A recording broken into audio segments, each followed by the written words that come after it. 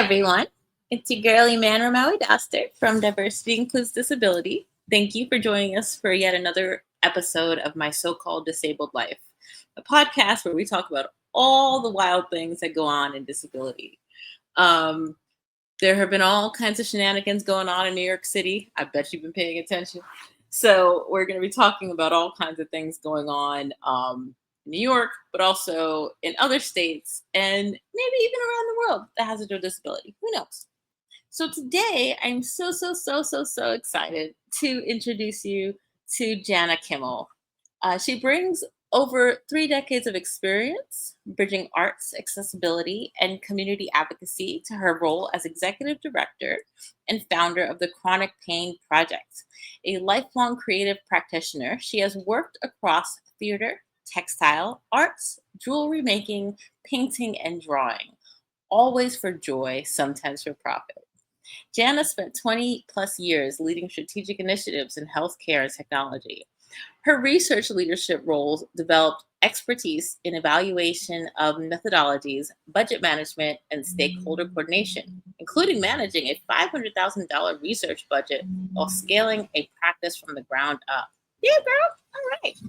In 2023, Janna founded the Chronic Pain Project, successfully launching its inaugural exhibit featuring 47 works from 30 international artists. She established the organization's grants infrastructure, coordinating volunteer grant writing teams, and secured its first 2,000 founding grants in 2024. So I'm so happy to welcome Janna, and I'm so happy to have this conversation. Hey, Janna, how you doing today? Hey, Iman, I'm doing great. So nice to see you. Nice to see you too. And also, apology if there's some background noise. I live in East Harlem. There's always noise on our block. So if there's honking and sirens, my bad. So sorry. Same here, yes. Oh, yeah. Wonderful. Well, hey, we will have matching noises. And that's just how that's going to go. It's all good, y'all. We having a fun conversation. All right. So I want to start off, and I start off this question for everybody because I really want folks to get to know you. So who is Janna, and why does she do what she does? I know, it's such a big question. I mean, I could spend an hour just answering that, but I won't. So I'm coming to you from Portland, Oregon, the quote unquote hellscape that it is not. And I moved out here about 20 years ago after graduate school, but I am a native Chicagoan, so go Cubs. I am, like my bio says, I'm a fairly creative person, but I'm also a person who embraces newness. So I'm also, often looking for, what's next, what's new, what can we do that's different, which is exciting most of the time because that means that life changes and life grows, but it also can be exhausting, as we discussed, because you kind of want to do all the things. And then your other, the what makes me tick. I think, I think I know that I'm an empath. I feel other people's pain, sorrow very acutely, including animals, beings, all of those things. And I think that really has kind of made me who I am and making the choices that I'm making, because I am always working to make things better for whatever persona, stakeholder, group of people that I'm working with. And so with the Chronic Pain Project, I'm always working to get visibility for people living with chronic pain. Many years ago, I had a company designing clothing for people with a disability. Again, making that lived experience better, easier. There's always a better way. And it, like I said, makes me feel those things more deeply. So I am called to kind of solve those problems, usually more on the creative side, less on the policy side. But I'm starting to think about policy lately because there's some policies that need to be changed. So I hope that kind of gives you a good overview. Absolutely. So we met totally randomly and by accident, and so just to explain to y'all, so I have brain fog sometimes, and I do things, and if I don't write it down, it's just gone into the ether. And I'm constantly looking things up and signing up for things. And I signed up for an art weekend workshop with you guys for the chronic pain project. Because folks know with my lupus, I have a lot of chronic pain, and because I'm an amputee, I also have some awful phantom pain, and so I use my art to like deal with that. And I signed up for it. No idea where I found it. No, I don't even remember when, who, what, where, when, why. But it popped up on my calendar, and I'm so grateful that I showed up because you guys are so awesome. And we had the best time just like sitting with each other and talking about our art and showing each other our art. And the pieces that I showed you guys, I sold two of three of them, which is amazing. Nice. I was like, you guys bought stuff, yay!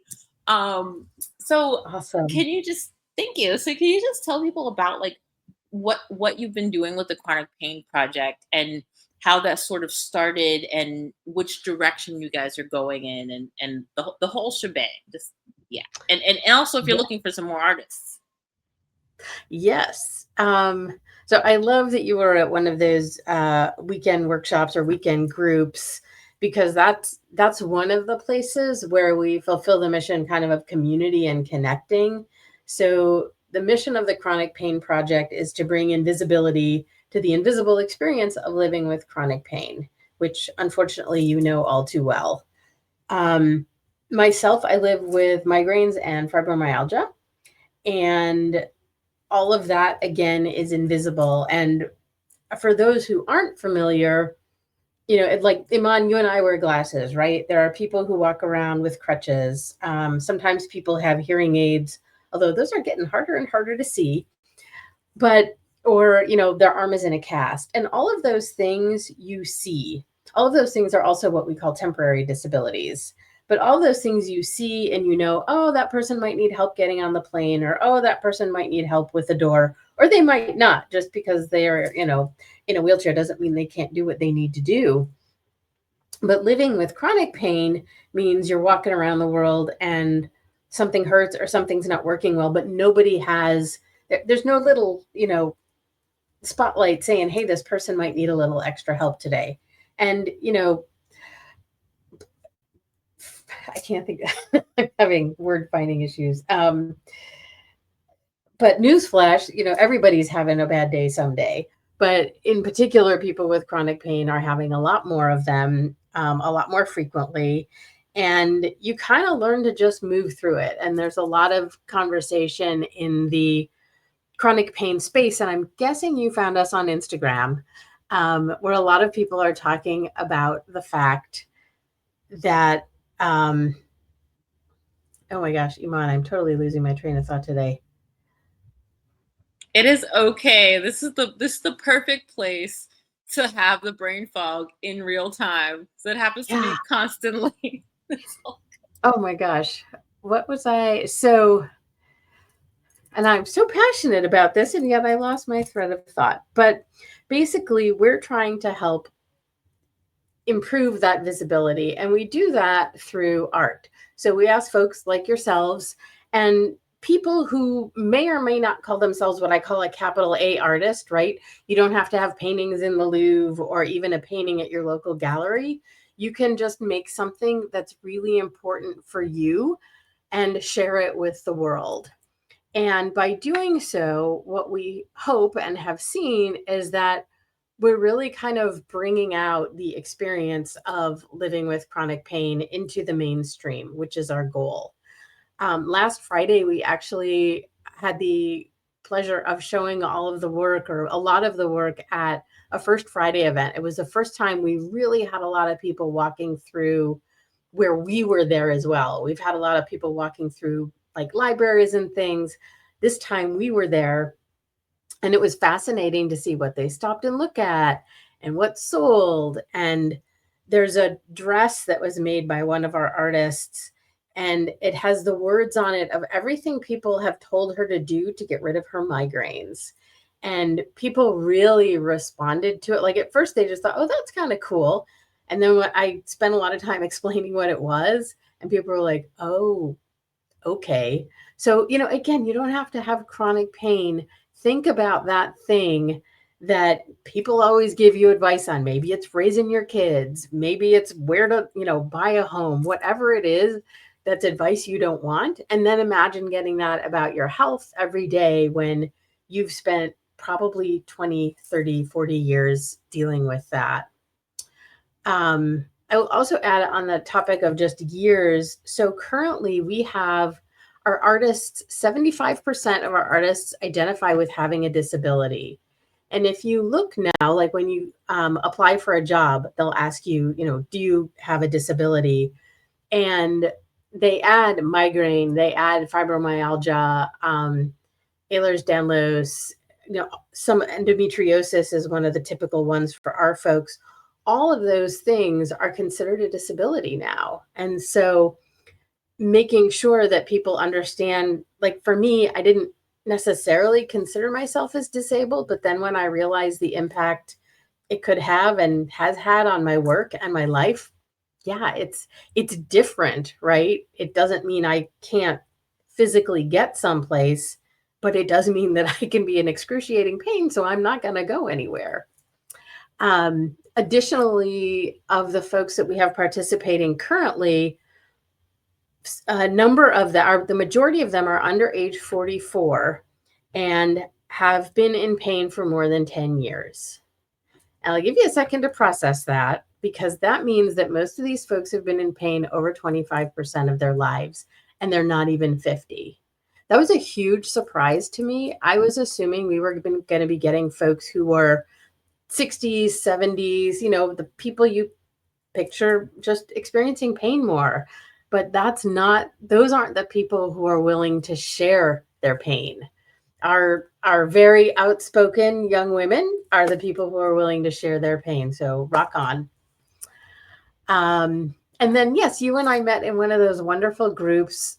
In addition to people creating art for exhibits, we offer groups where people just come and share something they've made and just have a conversation and say, oh, wow, me too. Or, oh, I really see you through what you created with your art. And we're hoping next year to have some workshops as well. And yes, actually, I think we just landed another exhibit and we'll be looking for a few more new artists as well. And then one more thing, I'm always going to have something to add, right? There's so much in my brain. The other unique thing about what we do is, in addition to having art exhibited in a way that you're kind of surrounded by chronic pain, if you will, we ask artists to participate by doing an interview similar to this. So we do remote interviews, and then we cut out little 2 and 3 minute clips so that people can see the art, but also hear from the artist. So they really do understand that story. I carry a lot of these stories with me. I've done a number of the interviews, but it's really important to hear from each artist why they created what they created and what it is they're going through with their conditions.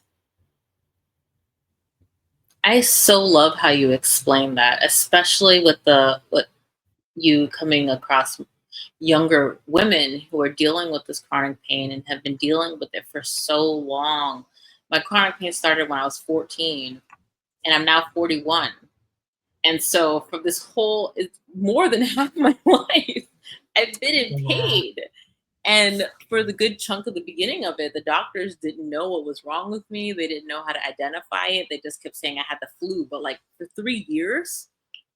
And so it was like, okay, you guys, okay. Let's do some critical thinking here. There's some things going on. And, they say a lot of autoimmune disorders, especially ones that have a lot of physical pain, it happens because your body is triggered with some kind of traumatic event of some kind. And that wakes it up in your DNA, and then it just wreaks havoc on you. And I know my father passed when I was 14, and that's exactly when my whole world just shifted around. And so it's just, so I really appreciate that you're doing this for and with people who have this pain, especially because oftentimes our friends and our families don't understand it. And it's incredibly isolating and lonely to deal with this. And nobody can see it, nobody can feel it, and but you're feeling it and you're seeing it, and you just have to deal. And then if you don't have, you know, pain management, and if you don't have decent medicate other medications, and if you don't have any relief, like people lose their minds a little bit. Pain is incredibly debilitating for folks. So do you Yeah. have like, I know you said you use your art a lot to get through the pain, but are there any other suggestions? And I hate to say, can you give people suggestions to deal with their pain? But like what works for, because I know with me, I do some art. I watch a lot of wild, raunchy cartoons that are probably incredibly vulgar, but it takes me so out of my head that I'm like, let me go and watch some South Park. And that completely takes me out of myself. And so Yeah. do you have any suggestions for folks to like deal with their pain in a way that doesn't make it disappear, but gives them just a smidge of relief? Yeah, it's a great question. And I will reiterate the art piece. There's actually like fMRI studies that have been done that show that creating art does indeed, I won't go through all the science of it, mostly because I can't, but um, that it does actually light up certain parts of your brain so that other parts get quiet. And a number of our folks have reported that. Um, I would say, like, if I'm in the middle of a migraine attack, I am not making art. And for me, laying down with my ice hat, which I love, and a couple podcasts, because I can't, my eyes hurt when I get a migraine. It's just hard to have light or anything really coming in through my eyes. So I close my eyes and I turn on a podcast. Sometimes it's Wait, Wait, Don't Tell Me. Or I'm a huge NPR nerd. So it's usually, you know, I um, love Wait, Wait, Don't Tell UFO. Me. Oh my God. Years ago when I was in a nursing home, Wait, Wait, Don't Tell Me and Car Talk got me through those 14 months. And then there's every Saturday I'd wake up and I'd put it on, and my roommate hated it. And I was just like, listen, you need some culture in your life. So I'm gonna give you some culture. And I'd listen and I'd just be cracking up while I went through this severe neuropathy thing. So I was paralyzed from the neck down and I couldn't move for several months. And I needed the Mm. distraction. So between my binary codes and solfeggio music at night, and then my Wait, Wait, Don't Tell Me and Car Talk in the morning and during the day. Yeah, so that brought me back. So yes, continue. Nice. No, I love that. I love that we're and car talk. I mean, yeah, they're off the air, but I suppose you can still get them. Um, and giving yourself, it sounds like you're a lot like I am, Iman. It's like we don't want to stop. And the advice I keep getting, and I know I think of Jen's dress too, which is about migraine. And, everybody tells you to relax. If one more person tells me to relax, I'm going to kill them. Um, that said, I have embraced meditation a couple of years ago. And there's also some really interesting exercises where you focus on the things that don't hurt. And I swear to God, it actually helps. It's the weirdest experience to like pay attention to your elbows. Do they hurt? Oh, they don't. Cool. My elbows don't hurt. All right. Where else doesn't it hurt? And then you realize it's just this maybe one, maybe two spots. And you can give your brain a little bit of a break from that loop. Um, it's not easy. Meditation has not been an end all be all for me, but what most people have, and actually we wrote a newsletter a couple of months ago about having your own toolkit, right? So this is what works for me. Got my ice hat, have the certain medications I take, have my podcasts, maybe just some like spa music, like you said, binaural beats or something. But knowing, and I've literally had to write it down because in that moment, you're just dumb. Every time I get a migraine, my husband's like, "Did you try your ice hat?" I'm like, "God, I forgot." Come on, I've been using this thing for like 10 years. I still forget because you're so, like you said, the brain fog and you're just sort of out of sorts. Um, and the other thing that sometimes works and sometimes doesn't, and I get mad when people recommend it, but just resting before it gets bad, right? Know how many spoons you have. That is a big term in the community is, everybody has a certain amount of spoons, right? And if you're sick and you're tired and you're working too much, wow, guess what? There's 3 fewer spoons today. And if you have just one left, how are you going to use that spoon? You can only do one thing. Again, I don't take my own advice very well, but I do know that it does help to stop before things get worse, before you kind of peak in pain, and see if you can dial that down a little bit. And for a lot of us, there's foods too. There's foods that trigger the pain. And so just being mindful of not stacking those foods. It always feels, as I'm saying these things, it starts to feel like you're making stuff up, but it really does make a difference. If I have food X, or if I have coffee, I have a sulfur allergy as well. And if I have coffee and tofu and lentils and spinach, like, next day is going to be crap, because all of those things have high sulfur in them. If I have a little bit of lentils one day and nothing the next, I'm fine. So understanding what all of your triggers are, if it's light, if it's noise, if it's a certain food or a certain smell, just making sure that you're taking care to not have those things in your space so that you can take care of yourself. Yes, I love that so much. I've had so many people tell me to try meditation and yoga till they were blue in the face.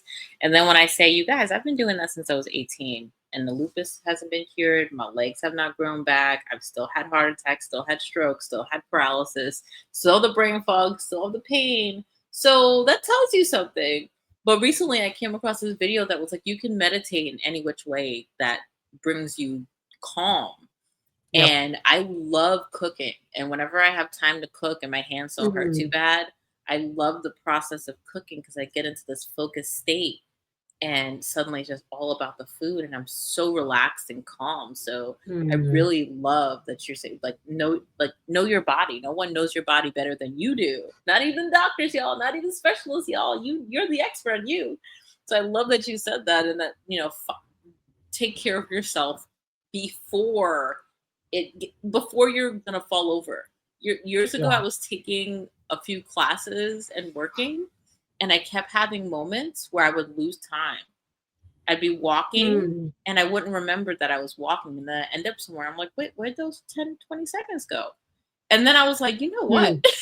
I need to put some things down, because I was so exhausted that half my body was just shutting down, but my body was still moving. And it's very dangerous when you're a double amputee trying to walk. You got to know where you are. You got to be able to, be conscious and functioning. So I appreciate that note for our audience, and for me as well, to sit down before you get to the losing time. Yes, absolutely. And sorry, if I could just add, that's kind of where the art comes in for me too. I don't consider myself any great artist, but like last night is a prime example. I was feeling restless. I was having some experience from the COVID shot. I didn't want to do something, but I didn't want to do nothing. And I pulled out my paints, and we were watching TV, but I was also painting. And it's for me, watercolors are so relaxing. And I just, I was looking at a picture, trying to make the picture kind of doing my own thing. And you just end up in a completely different space in a good way. Don't, like you said, if you're double amputee, don't go walking around if you don't know where you're walking. If you have a migraine, don't, sit down and, look at strobe light music, but do the thing that soothes your soul, whatever that is. I love that. I discovered how much I love high flow acrylic paint. I love it so much. And I've been creating all these beautiful pieces, and I'm just like, I feel like this is what my soul looks like on the inside. All these colors just going all over the place. So yeah, so your watercolors, they definitely inspire me to do some more of my art too. That's beautiful. So while you've been dealing with your chronic illnesses and your chronic pain, and also dealing with the communities of folks who have been dealing with this, have you experienced, I'm sure I know I have, but have you experienced any discrimination because of your various conditions and dealing with trying to get access or trying to get acceptance or any of that? How have you dealt with that discrimination? Yeah, I was thinking about that question, and thank you for kind of sending that ahead. And I think what I came up with was less about like overt discrimination and more about increased scrutiny. So being careful about what I share about my health. I think what maybe has changed isn't the frequency of discrimination, but just kind of this general level of fear and uncertainty. Our legal protections feel like they're tenuous. How things are enforced. So, yes, we have the ADA, but are people enforcing it right now? What's safe to say? Who might retaliate? What the consequences are? You and I having this conversation, right? Who knows who's going to hear it and who's going to say, oh, she's got a chronic situation going on. Maybe we don't want to work with her. People are just generally more quietly cautious, I think, in my experience, and less overtly discriminating. But I'm curious, I don't know if it's okay to ask you. I'm curious if you've seen anything in particular. Oh gosh, I've seen so much in New York. Oh my goodness. Like people have like thought that it's a liability to have me working with them, that I'm not safe to Mm, have in a building in case there's an emergency, because I can't run downstairs. And I'm oh like, you no. guys, there are accessibility features to help us out with this. And if you just read it, it would be there. And Right. people like years ago, they were more overt. They were like, oh, why are there so many gaps on your resume? I was like, well, I was in the hospital a lot, but I didn't stop necessarily working. I just wasn't working full time. And they're like, okay, bye. And so it's just kind of like, wow, you guys, like I think people automatically assume that when you have some kind of disability or chronic illness, and then first of all, when I just had when my lupus wasn't so bad, the chronic illness world did not want to associate with disability. They were like, "We're not disabled. This is a chronic illness," and that was so divided. And the older I got, and the more disabled my body got, I was like, "Wait a minute, this isn't just a chronic illness. I'm using walkers. I'm using wheelchairs. I'm using crutches. I'm now using prosthetics. I take umpteen medications. I see so many specialists and doctors. I'm still doing the things. I still have jobs. I still have classes. I still have all kinds of things that I'm doing." And people look at me, they're like, well, you're not disabled. You're too strong to be disabled. And I'm like, but that has nothing to do with my physical, my body is Interesting. disabled. And that's that. But Yeah. people see disability and chronic illness as you did something wrong. And you're weak or something. And it's just like when they meet someone like me, they're like, you can't possibly, you're not weak. And I'm like, but that doesn't change the fact that my body has been through all these things, and I'm still disabled while I'm doing all these things. Like last week I was on a panel, and one of the guys, it was about disability in the Asian community, and one of the guys it was mostly lawyers there, and one of the guys in the audience, he was like, well, does accessibility help people to overcome their disability? And I had to be like, bro, having an elevator is has not made my legs grow back. Accessibility levels the playing field. It makes it Yeah. so I can be in this room with you right now. I've not overcome anything. I'm still disabled right now. I'm in pain right now. I'm exhausted right now. I'm still a double amputee right now. I've not overcome anything. But we're able to be in Right. this room together because we have an equal playing field because of the ADA. And then he was like, oh, it was like the light went off in his head. He was like, oh my gosh. And so I experience that every time I leave my house. And it's just sometimes it's hilarious to me. And I just laugh at it because people don't understand. But it's also, I always remind myself, it's like, it's 2025. When am I going to have to not explain the basics and the bare minimum to people? But Yeah. I honestly don't know. So sorry, that was a little bit of a rant. But yes, I experience all kinds of things here. I've had people come up to me and say and ask the most wild things. And it's because I'm an amputee, and it's because I'm out constantly. I work in Midtown. I take classes in Queens. I'm all over the place. And so people see me all the time. And because I'm not perfect at being an amputee, I need to see my legs, my peripheral vision. So I wear a lot of short skirts and dresses so I can see them. And so people can see them. And Mm. they're always, there's just eye problems galore. I'm constantly making up songs about people who are staring at me. So it's, yeah. And I've had some people have crashed into things. They've walked into poles. They've walked into traffic. One guy was carrying his laundry and dropped it all over the street because he was staring at me. And I'm just like, well, that's what They you were get. looking at you? Oh my God. Yeah. And Oh my I don't God. think that's what you get. You're minding my business. I'm literally sitting here minding my business, and you crash into so I just look at it as being like one of the hilarious jokes of the universe that like people are just gonna constantly be looking at me. So yeah, Yeah.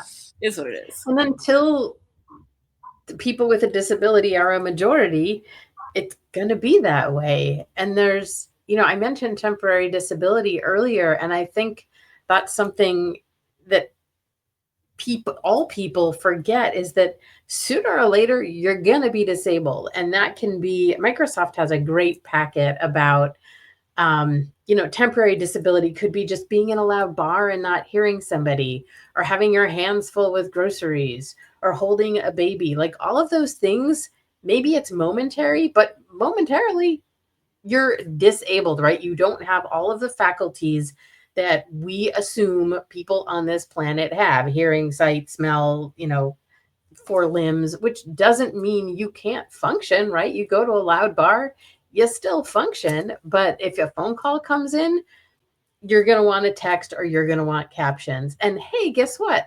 That exists every day for a person who can't hear. So we're all, and I'm sure the curb cut situation, and how many people, every darn person walking in Midtown with a suitcase should be grateful for people with a disability, because now the curbs, hopefully in Midtown, have cuts. I know they do here. And it everything we do supposedly for a person with a disability helps a lot more people. And I think the more people can understand that, the more open people are to spending time and resources on those things. Because, it's going to help me. Oh, well, then, okay, it's fine. No, but not if it's going to only help you. Sorry, I'm putting like stupid old guy voice on. No, I do stupid old guy voice all the time. Sometimes I do it to my husband too, and he's like, "That's what I sound like." I'm like, "Yes, that's what you sound like." He's like, "What?" It's all good. So I love that, and going back to the spoon theory, that reminded me. I'm in this show at Opera America next month, and I'm going to be reading the spoon theory to some music all dramatically. So that's Oh, going to be awesome. I'll tell wow. you more about that. And then we're going to be, I'm going to tell y'all all about it. Don't worry, folks. And I'm going to try to get someone to stream it so that we can watch it live. But Opera America is on 29th and 7th Avenue. And it's going to be November 20th and 21st. But yeah, so that just reminded me of the spoon theory. And I think that's such a beautiful piece as well, because it really reflects a chronic illness like perfectly. Like you have your certain amount of spoons, and you got to use your spoons to do your things. And if you run out of spoons, you don't have any more to do anything. And I love the way that's described. So when you think about the world, like I love what you're doing with art, and how you're trying to be as inclusive as possible with people. So what is one thing, whether it's connected to the art or connected to anything else, one thing that you would change in the world to make it more accessible? So, again, having given this a good bit of thought last night, to me, the biggest, like, it's a large overarching thing, and that is access to healthcare. That healthcare should not be a luxury, and the only certain people get it. It is a right in this country that everybody get care, and I'm glad you're on the same page. Um, it makes many people go to work in jobs where they might be an amazing entrepreneur, but instead they go work because the best way to get work in the United States, or the best way to get healthcare in the United States, is to work for an employer. Um, it's just people, I have personally interviewed people who have had to choose whether they purchase insurance or whether they pay rent. That is not a choice human beings should have to make. I've seen it as a researcher. I've seen it in the Chronic Pain Project. I've seen it personally, where it's a bad choice or a worse choice a lot of times for folks. And you asked earlier about discrimination, and I think we are discriminating against folks. We have healthcare that costs $800 a month and a $5,000 deductible. Well, guess what? That's almost over $10,000 a year if you get even a little bit sick, right? And so it's just this insanity that we're not planning for, we're not providing for folks. And it's just creating a really chaotic situation for all involved, right? For the providers who have to say, I'm sorry, I can't see you because of XYZ. And for the patients who they were seeing one provider and now that person's out of network and they're going to see another provider. It's just, I personally worked in the insurance industry for 5 years. I still struggle with figuring out the right thing to do when it's time to purchase an insurance package. So I think the more we can do to just close that gap, figure out how to help people, whether it's overhauling a system or just systems that weren't designed with this equity in mind, and educating providers on the trauma of living with a disability and living with a chronic condition. And actually, I'll give you an example I didn't think about. Last night we were watching The Pit, and a Black woman with sickle cell came in on a gurney, and 2 cops were holding her down and saying she's a drug seeker and she's homeless. And it turned out, again, it's a character on TV, but it turned out the woman had sickle cell anemia, was in excruciating pain, and had run out of some medications she needed. So, A, no person should be treated the way they were treating her, homeless or not. And B, learn what all of the options are of disability, chronic pain, chronic conditions, so that your providers are treating it. I have been gaslit many, many times. Oh, it's fine. There's nothing wrong. I'm pretty clear there is something wrong. People should not be in pain this often, but they don't have the training. They don't have the insights. They have a pain scale that is useless to people with chronic pain. So my thesis on this is, healthcare really should be accessible to all and shouldn't be something that you have to pay half of your income for, and shouldn't end up bankrupt because of it. Oh, yes. I totally agree with that. Years ago, I was showing, when I was still on Medicaid and Medicare, before they held my social security number hostage and then wouldn't let it go because I was working but not making enough to survive. But they were like, sorry, you're making too much. And so I was like, okay, fine. Let me go. I'll use my employer. And then they held me hostage and I didn't get my medication for 3 months. But while I was still on it, I showed my then boyfriend, now husband, the bill for, I do low grade chemo every 6 months to keep my lupus under control. And he was like, oh, maybe think about changing hospitals. And I was like, look at that. And he was like, oh shit, $26,000 in infusion? And I was like, yes. And this was 2017. It's doubled now. And so I'm just kind of like, and this keeps me from I have such intense lupus flares. And my flares aren't just like an achy joint. It's like chest pain that feels like a heart attack. It's like blood clots going through my whole body. It's stuff like that. And so I have to do the Rituxan because otherwise the worst things will happen. And so I constantly think about, okay, gosh, I got to keep this job so I can keep this insurance so that instead of paying, $50,000, I can pay like, what was it, like $1,300, one time and $1,500 another time. This is like, it's almost as if they don't want us to, they don't want us to be here. And I've had so many talks with my doctors over the years, the rheumatologist, the cardiologist, the hematologist, the gynecologist, all the ologists. I meet with all of them. I'm like the Pokemon of the disability world. I'm like, you gonna catch me? Okay, great. And I'm like, you guys, you're putting a band-aid on a gunshot wound. I'd really Yeah. love to work on this in a way that's more holistic, that actually works with my life and works with my body. And sometimes it doesn't compute with them. They're like, wait, you don't you don't want to just take this medication to suppress your immune system, which is not really doing a whole heck of a lot for your pain and your brain fog. You don't want to just do that? Why don't we just do that? No, I don't want to just do Yeah. that. Like there's this a thing called CAR T that is claiming that it can cure lupus, but they're only Hmm. testing it on people who have very mild lupus. They don't want anyone like me yet because they're not ready for someone like me yet. Mm. And I was talking to my rheumatologist about it. She's like, well, it's a little difficult. You might not qualify. I was like, why don't I qualify? Explain it to me like I'm 5 years old. I want to know all the details about who, what, where, when, why, because I want this. And if I have to wait Mhm. for it, I will wait for it, but I want to be on that list. And she was like, oh, well, we're already doing the Rituxan. I'm like, I don't care what we're already doing. And so I went and talked to the other doctors myself, emailed all of them, and they were like, "Oh, well, we're not ready for someone like you yet, but we'll keep you on the list." I'm like, "Wonderful."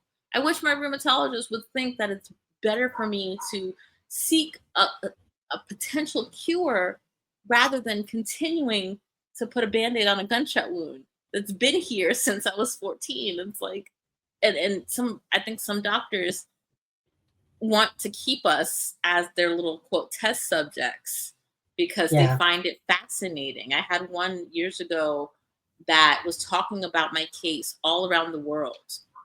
Mind Hmm. you, I was having issues with housing. I was having issues with staying employed because my jobs were like, oh yeah, right, you had a stroke. You just had a stroke. Okay. They didn't believe me. And I'm just like, do you want me to bring it from the hospital and show you the proof that I just had dozens of mini strokes? I'm so sorry. Like, and they Hmm. and here's this guy making money off of me, talking about me at all these conferences. And this other rheumatologist who was about to retire, he was like, hey, come to my office. Let me tell you some things. And he just spilled the tea on this guy and told me everything. And I was like, thank you so Wow. much, dude. I appreciate you so much.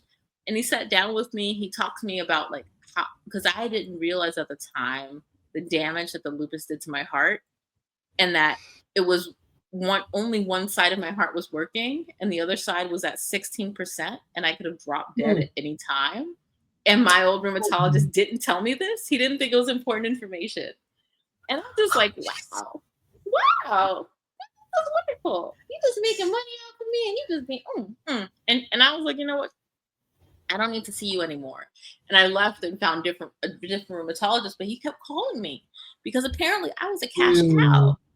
When you have this level of, they say that my entire body is constantly inflamed, and they've never seen someone with Hmm. lupus like mine before, and they wanted to like Oh do all these my. studies on me instead of figuring out how to help me. They just wanted to study me like I was a little some creature in a petri dish. And I'm just like, wow, you guys, that's and that's so I hope one day. I've been trying to get into NYU here to train the doctors, but Mhm. they're very reluctant.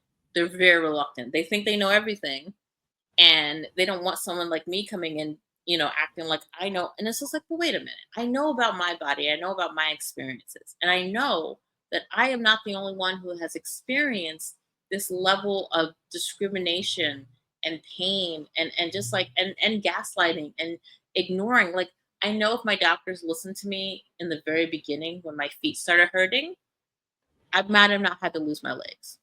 If they Mm. listened to me in the very beginning when I was having very, very bad back pain, I might have not become paralyzed from the neck down out of nowhere.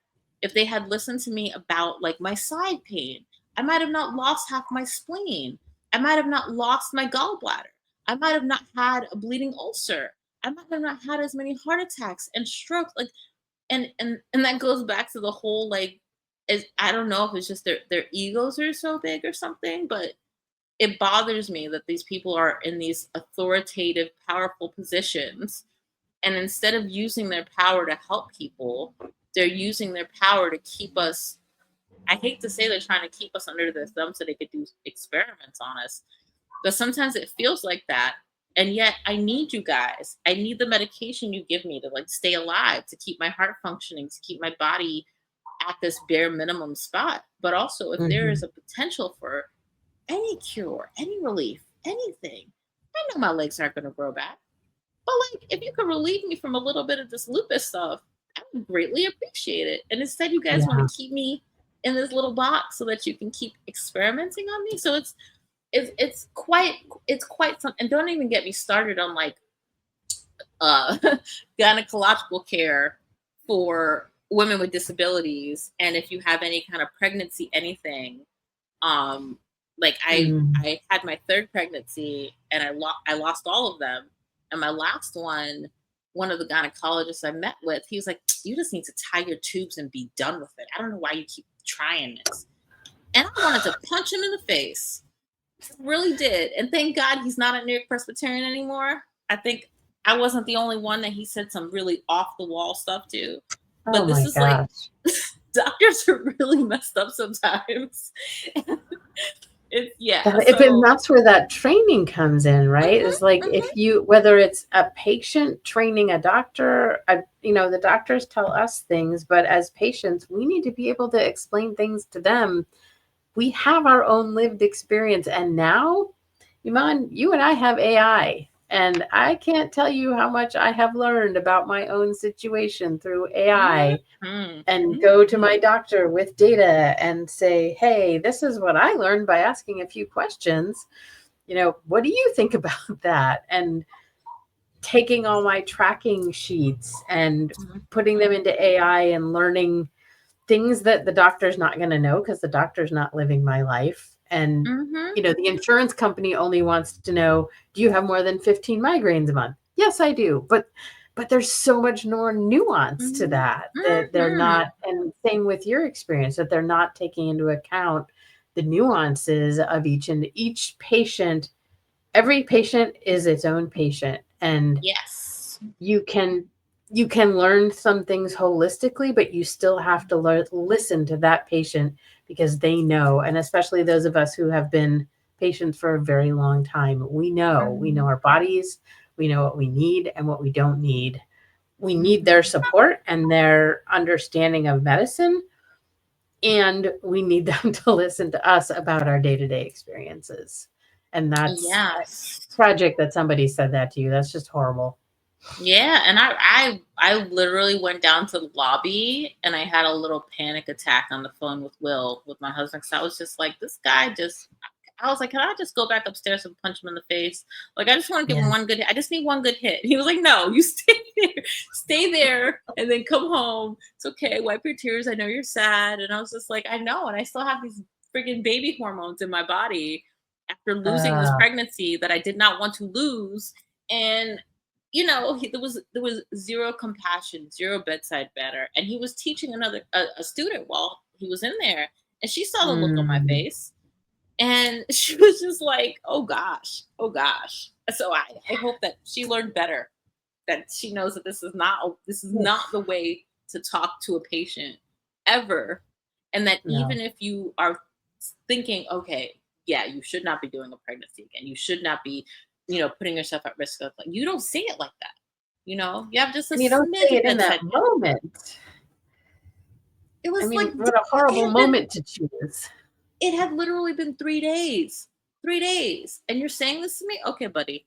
So I'm glad. I Yeah. hope he's never around another woman again. I hope he isn't. And if he Yeah. is, then I hope one of these other women kick him in the face for me. Just in memory for a man. Just one kick, one good kick. And it's And so y'all, interesting I'm because the all these, violent that you were. yeah, and all these hospitals have, these patient engagement, surveys, right? It's like, what do you think about your provider? Do you really want to know? Because I'm going to tell you, but I'm pretty sure you're not going to do anything about it because I saw my last PCP for 10 years and she just, and I would cry in her office and I got nothing. And just a little compassion would have gone a long way, and curiosity, right?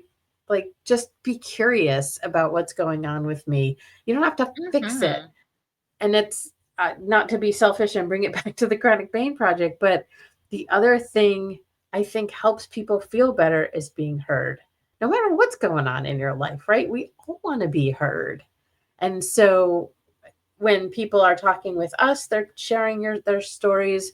When I'm working as a researcher, talking to providers and patients and hearing their stories, we had so many people. I had one woman who came in and we were doing research on a website, and I started asking her some questions about her last experience of the website, which sadly had been trying to help her now deceased husband. And she started crying, and I'm like, oh my, and it was fairly early in my career. I was like, oh man, I really fucked up. And she started crying, and we started talking. And at the end of the session, I said, I'm so sorry. I didn't mean to, hit that nerve. And she said, no, I'm so glad I got to talk about it. And somebody was willing to listen.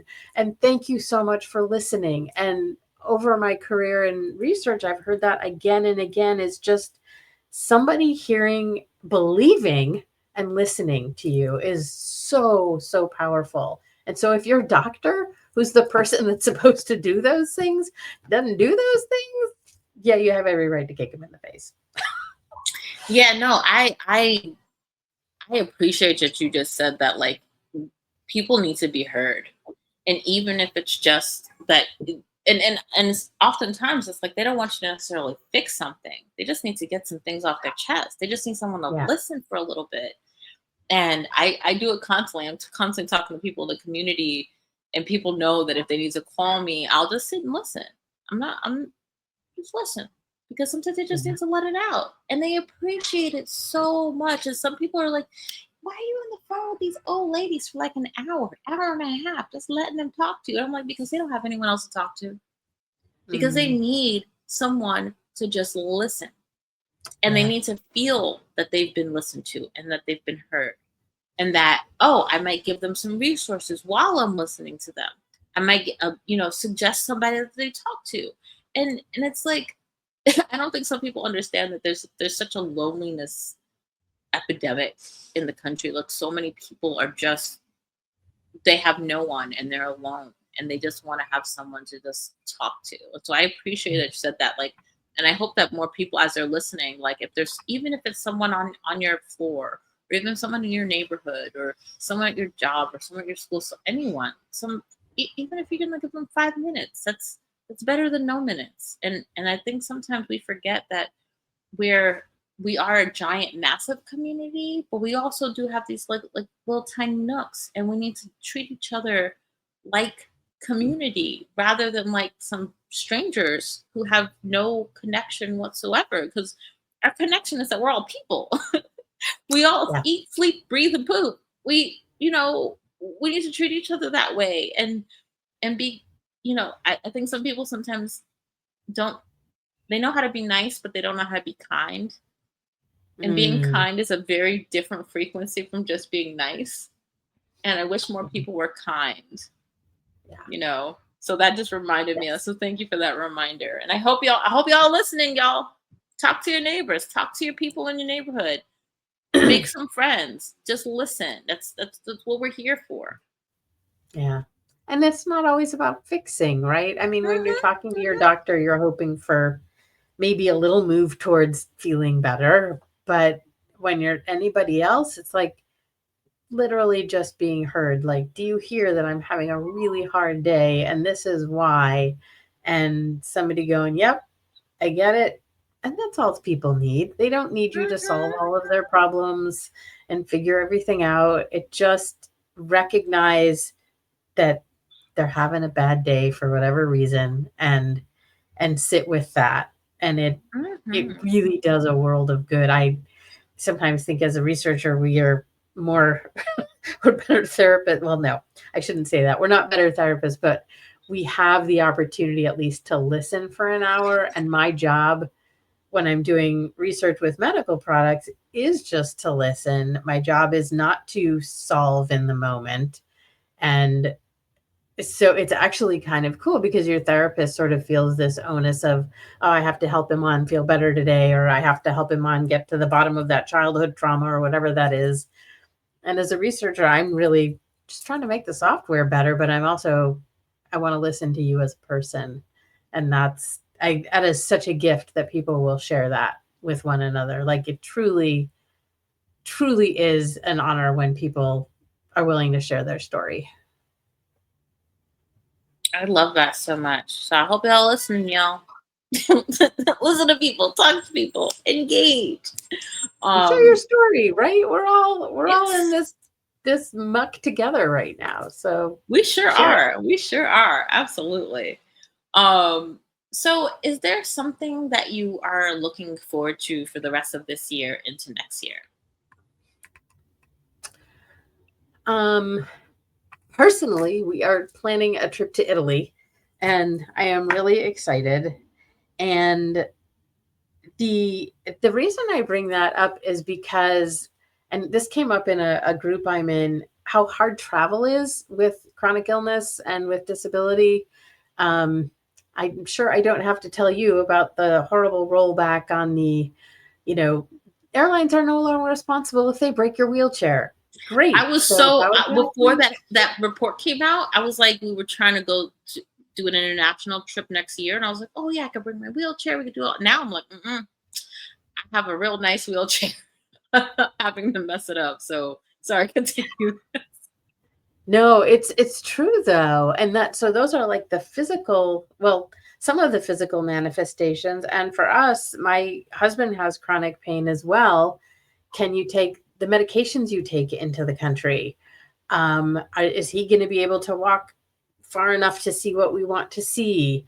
Am I going to have a migraine on a 12-hour flight? Am I going to be able to take the medicines I take into the country?